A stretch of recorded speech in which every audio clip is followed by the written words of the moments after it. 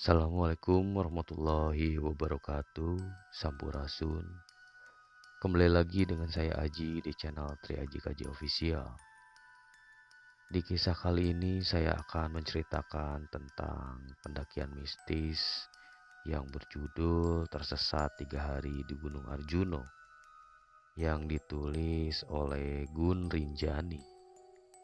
Cerita awal tahun 2016, Tobi Adam dan 6 pendaki lainnya yang mengalami kejadian mistis selama pendakian di Gunung Arjuno.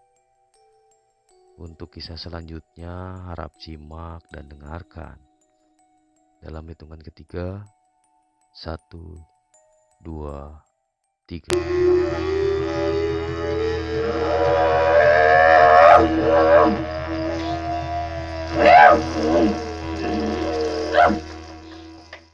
Kejadian ini dialami oleh Tobi Adam DJ dan 6 pendaki di tahun 2016.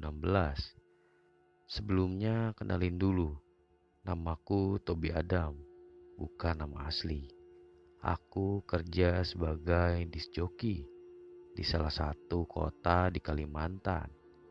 Kita langsung menuju ke ceritanya. Aku punya hobi naik gunung. Mungkin dulu setahun bisa 2 kali naik gunung. Dikarenakan job full, jadi schedule hiking terbatas. Sekitar pertengahan 2016, aku dan 6 orang teman berencana buat naik ke salah satu puncak di Jawa Timur, tepatnya di Gunung Arjuno. Berangkat sore dari Kalimantan dengan pesawat ke kota terdekat dari Gunung Arjuno. Kita nginap di salah satu hotel untuk istirahat dan rencananya bakal berangkat subuh dengan travel. Di awal perjalanan dimulai gak ada yang aneh. Sekitar jam 8 kita sampai di desa di bawah kaki Gunung Arjuno. Kita memang sengaja memilih jalur yang anti mainstream sebenarnya. Kita langsung datang ke rumah kepala desa buat izin untuk melewati jalur itu. Sebut saja Tobi, Dimas, Ardi, Eko, Wawan, Dina, dan Kiki. Dan itu bukan nama asli semua. Sebenarnya kepala desa ngelarang untuk melewati jalur itu. Istilahnya kita bukan orang asli sini karena jalur itu banyak tempat buat masyarakat sekitar untuk bertapa. Dan karena kita berpikir untuk lewat jalan pendakian normal tersebut butuh waktu yang agak lama. Jadi kita berusaha meyakinkan kepala desa bahwa kita akan menjaga sikap ketika melewati jalur tersebut. Dan kepala desa dengan berat hati mengizinkan dengan syarat jaga lisan. Dan yang penting jangan pernah buat bermalam di pos 4. Beliau nggak bilang alasannya, hanya melarang. Dan kita setuju dengan syaratnya. Jalur ini sebenarnya banyak yang nggak tahu. Karena emang untuk ke jalur ini kita harus masuk ke desa yang menurut aku cukup terpencil. Yang istilahnya kalau mau masuk rumah lewat belakang. Mungkin pendaki yang sudah hafal jalur ini juga tahu. Kita berangkat sekitar jam 1, semua berjalan normal. Suasana juga sejuk karena banyak pohon pinus di daerah ini. Dan yang bikin agak merinding, banyak banget teras-teras yang dibuat untuk orang sekitar buat bertapa ataupun berdoa. Maghrib pun tiba, tapi kami baru melewati pos 3. Pendakian ini ada 7 pos. Jadi butuh waktu lama untuk sampai puncak Gunung Arjuno. Nah, anak-anak cewek ini udah capek banget kata mereka. Terus aku bilang, ya udah, kenapa nggak bikin camp di pos 4 aja? Paling bentar juga sampai. Jangan macam-macam. Kalau udah dilarang, itu dengar coba. Hutan ini bukan rumahmu, kata Eko. Udah, selalu aja. Gak ada yang tahu juga kita ngecamp di sini. Besok sebelum pagi, subuh kita langsung beresin. Jadi gak ada yang tahu kalau kita habis ngecamp di sini, ucap gua. Mungkin karena faktor capek, temenku yang lain diam saja. seakan setuju untuk istirahat di pos 4. Sekitar sejam kemudian kita sampai di pos 4. Terdapat tulisan di kayu di pinggir jalan setapak yang bertuliskan angka 4 yang udah ditumbuhi tumbuhan menjalar. Pikirku karena di sini jarang ada yang lewat, makanya jadi nggak terawat. Dan di situ terdapat pos yang bentuknya seperti pos ronda untuk istirahat sementara. Sedangkan di pos belakang itu ada lapangan yang cukup luas dan bersih. Nah, mantapnya tempatnya. Luas begini, masa nggak boleh ngecamp sih? Ucap gua. Kita langsung bagi tugas agar segera ada tempat buat beristirahat sebelum sore. Aku ingat banget pas lagi asik nyanyi-nyanyi di depan api tepat jam 9 malam muncul seseorang parubaya dari jalan setapak. Orang itu berjenggot putih dengan baju batik dan celana hitam gantung dan bawa parang. Sontak kaget dong. Kita semua malam-malam gini ada yang nyusul bawa parang pula. Bapak itu tanpa basa-basi langsung ngomong dengan nada tinggi pakai bahasa Jawa. Karena aku ada turunan Jawa jadi agak paham. Wes tak kandangi ojo nginep neng kene kok ngeyel to. Iso pindah ra, ucap bapak tersebut. Yang artinya sudah dikasih tahu jangan bermalam di sini. Kenapa pada ngeyel? Bisa pindah sekarang. Kita diam saling menatap sambil beresin barang-barang untuk naik ke pos berikutnya. Sebut saja Simbah biar enak. Simbah tadi masih berdiri di samping pos sambil merhatiin kita beresin barang. Sampai kita udah siap buat naik ke pos 5. Aku suruh temen-temenku dulu buat duluan saja. Karena aku masih beresin sisa-sisa api unggun tadi. 10 menit mereka jalan. Akhirnya aku susul setelah yakin semuanya udah bersih. Dan Simbah masih berdiri di samping pos. Pas aku ngelewatin Simbah itu, aku mencium wangi melati. Ya, aku gak pikir macam-macam. Sambil kutegur terus pamit. Mari Mbah, maaf atas kesalahan kami tadi, ucap gua. Simbah itu hanya mengangguk tanpa mengeluarkan kata-kata. Tak lama setelah melewati Simbah tadi, buat mastiin aja, aku nengok ke belakang apakah Simbah itu masih ada atau udah pergi. Ternyata sudah gak ada. Kok cepet banget perginya? Batin gua. Dan di situ awal semua kejadian itu terjadi. Sambil memikirkan Simbah tadi, aku terus berjalan berusaha menyusul anggotaku yang tadi jalan duluan. Tapi ada yang aneh. Kalian tahulah hutan saat malam itu gimana kan? Berisik suara malam hutan, suara serangga dan yang lain. Tapi kali ini berbeda. Sunyi, senyap, bahkan nyamuk pun gak ada. Perasaanku saat itu, aku mulai merasa ada yang mengawasiku. Seperti ada yang mengikutiku dari belakang.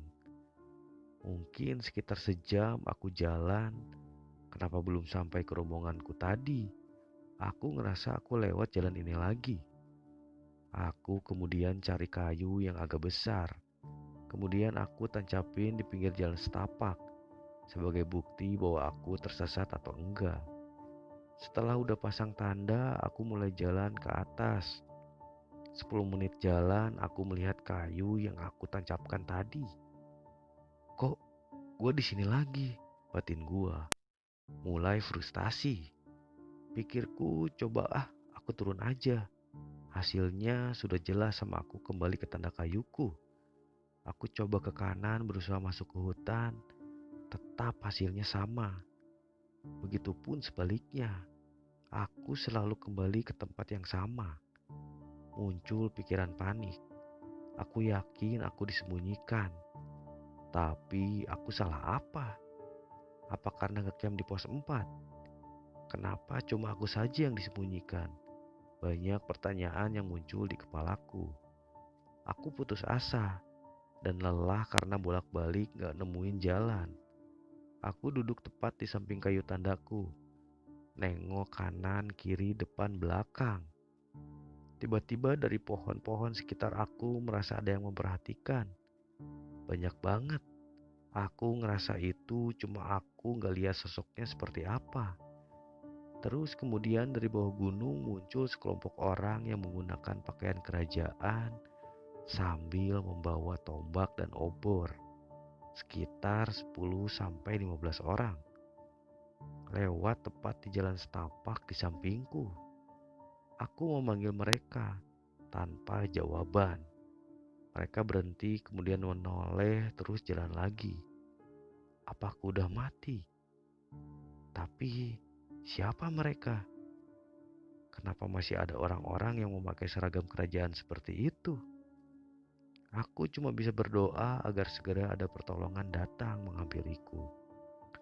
Kemudian aku tertidur di samping jalan setapak itu karena gak tahu lagi harus apa. Tiba-tiba aku terbangun di tengah keramaian.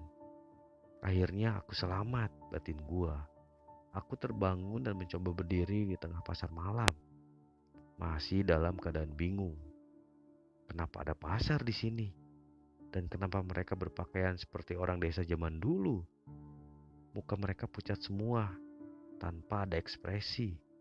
Kemudian aku didorong dari belakang sangat keras sampai terjatuh. Aduh, siapa sih yang dorong? Kira-kira dong, ucap gua. Ketika bangun, seketika yang tadi ramai menjadi sepi. Pasar yang tadinya ramai orang menjadi sepi. Tak ada satupun orang kecuali gua. Aku perhatikan sekeliling. Nampak aku kenal lokasinya. Ya, ini adalah pos 4, tempat kami ngecamp tadi. Tapi kok jadi pasar? Kemudian banyak suara wanita ketawa lirih melengking yang bikin merinding. Tetapi ketawa ini rame banget. Seperti berada di tengah-tengah orang yang lagi ketawa. Dengan gerak cepat aku lari karena udah ketakutan. Gak tahu lari kemana, yang penting menjauh dari suara tersebut. Terus aku melihat seperti pondokan di tengah hutan. Aku berhenti di situ karena merasa aman. Kemudian ada suara besar dan berat yang membuatku gemetaran. Koe Raiso Muli, yang artinya kamu gak bisa pulang. Terdengar suara dinding pondok dari belakang seperti ada yang mendorongnya. Ramai banget yang dorong, sampai berasa mau roboh. Mereka berusaha mendorong dinding pondok sambil ketawa cekikikan. Sontak aku lari keluar pondok. Bodohnya, kenapa harus noleh? Di samping pondok itu banyak makhluk yang di luar logika manusia. Bukan setan seperti yang kita tahu. Lebih ke persilangan manusia sama binatang pokoknya. Makin gemetaran semua badan sambil lari sampai akhirnya kembali ke jalan setapak tempat tanda kayu tadi. Aku duduk sambil nangis putus asa. Tiba-tiba muncul sosok Simba-Simba berbadan ular besar turun dari pohon. Ternyata itu adalah Simba yang menegur waktu ngecamp di pos 4 tadi. Aku mematung tanpa bisa berkata ataupun lari. Lemes semua badanku. Dia perlahan melilit badanku sampai gak bisa nafas. Aku pasrah. Aku gak punya ilmu agama sedikit pun. Cuma bisa pasrah. Yang kuingat aku kehabisan nafas dan pingsan. Tiba-tiba aku terbangun masih di tanda kayu tadi. Ada nenek-nenek yang menghampiriku dan berkata seperti ini. Nek dikandani, wong tuwa ki manut le, ojo ngeyel. Panggonmu ngendekne kemah karo kancamu, mau kui pasar goib. Wes dikandani malah ngomong rak sopan. Yang artinya kalau dikasih tahu orang tua itu nurut, jangan ngebantah. Tempatmu mendirikan kemah sama teman-temanmu tadi itu pada gaib. Sudah dikasih tahu malah berkata tidak sopan. Simbah delo awakmu mirip karo putuku. Tak ewangi metu seko kene tepi eling. Kene dudu omahmu, dijogo omongane karo prilakune, ucap nenek tersebut. Yang artinya, Simbah lihat kamu seperti mirip cucuku. Aku bakal bantu kamu keluar dari sini. Ingat, ini bukan rumahmu. Jaga lisan dan sikapmu. Lungo goleko sumber banyu terus wudu. Juk turu. Pergilah kamu cari sumber air kemudian kamu berwudu. Lalu pergi tidur di sini. Aku hanya mengangguk kemudian ada suara dari kiriku. Aku menoleh ke kiri tiba-tiba nenek itu udah gak ada. Gak tahu kenapa tiba-tiba aku mendengar suara percikan air. Ada sungai kecil mirip parit di belakang pohon besar. Aku langsung wudhu di sana, kemudian balik ke jalan setapak dan berusaha memejamkan mata. Aku tidur. Belum lama aku tidur, aku merasa ada yang membangunkan. Benar saja, saat aku bangun sudah banyak warga dan 6 teman-temanku yang ternyata sudah 3 hari mencariku. Malam yang kurasa singkat ternyata sudah 3 hari. Mereka menemukanku tidur di samping jalan setapak. Padahal mereka naik turun gunung lewat situ tanpa ada lihat aku. Baru sore ini ketika mereka mau turun, baru ngelihat aku tidur di samping jalan. Alhamdulillah aku selamat. Saran buat teman-teman khususnya bagi pendaki untuk selalu jaga lisan dan jaga sikap kalian. Percaya atau tidak, tetap saling menghormati karena kita hidup berdampingan. Sekian dan terima kasih.